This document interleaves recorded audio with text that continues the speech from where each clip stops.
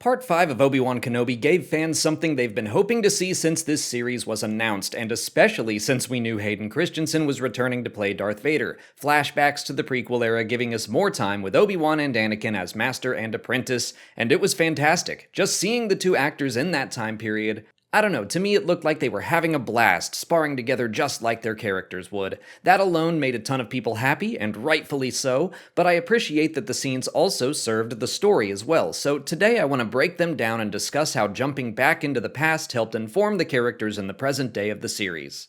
The flashbacks themselves are pretty straightforward. Obi-Wan and Anakin spar together. Skywalker gets aggressive with his attacks, and his master reminds him that a Jedi's goal is to defend life, not take it. That is a core theme of Star Wars, knowing the difference between right and wrong, knowing when fighting is the correct course of action. Multiple times in the present day, we see that Obi-Wan echoes what he tells Han Solo in A New Hope. There are alternatives to fighting. But Darth Vader and the Empire use their power aggressively to exert control over others. Fighting is their go-to tool. As the sparring continues, Anakin becomes even more aggressive, backing Kenobi into a corner, slamming his lightsaber again and again, hoping to break his master, telling him there is no escape. He tells Obi-Wan to admit he is beaten, but the teacher slides out of danger with a feint and a dodge as Anakin presses the attack. But still, Skywalker is able to gain the upper hand and disarm Kenobi. Obi-Wan says his Padawan's need for victory blinds him. Kenobi presses an attack of his own without a weapon and is able to disarm Anakin with the Force.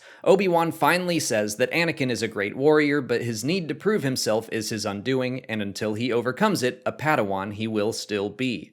So what are those scenes telling us about both Obi-Wan Kenobi and Darth Vader in the present day? I think it's all about the necessity of personal growth. Obi-Wan knew how to defeat Vader without ever igniting his lightsaber against the Sith Lord. He used tricks and feints and tactics he knew would work because he knew they worked against Anakin before. He hadn't grown in all of those years because dark side emotions like fear, anger, hatred, and rage aren't conducive for growth. Confronting fear is the destiny of a Jedi. So many lessons in the Clone Wars are about fear. For example, facing all that you fear will free you from yourself. Fear is the root of the dark side, but dark side users don't face it. They let it twist into anger and then hatred, and they let those emotions control them. Jedi face their fears and grow beyond them. That's exactly what Obi-Wan is doing in this series. At the start, he was afraid he wouldn't be able to protect Leia, but he pushed past that and has grown because of it. The flashbacks are allowing us to compare Obi-Wan and Anakin to see that one has grown while the other remained stagnant.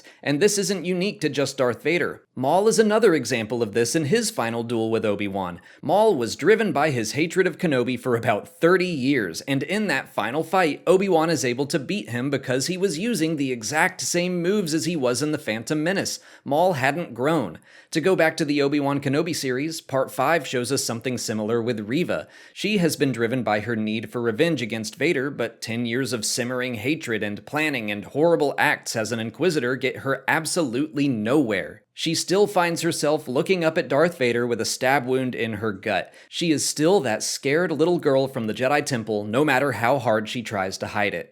Because Vader hasn't grown beyond his shortcomings, I think the flashbacks are also to help metaphorically make some sense of that now infamous line from A New Hope. When I left you, I was but the learner, now I am the master. Obi-Wan tells Anakin to overcome his desperate need to prove himself through victory. Since Vader has clearly still not overcome that flaw, he has still not grown to his full potential, and he knows it. By the time of A New Hope, we see that Vader can be a little more thoughtful and patient in his tactics, so that line to his former teacher is like boasting that he has overcome all his weaknesses. I also think there are more interpretations to that line, but I'll cover them in a different video when the season is over.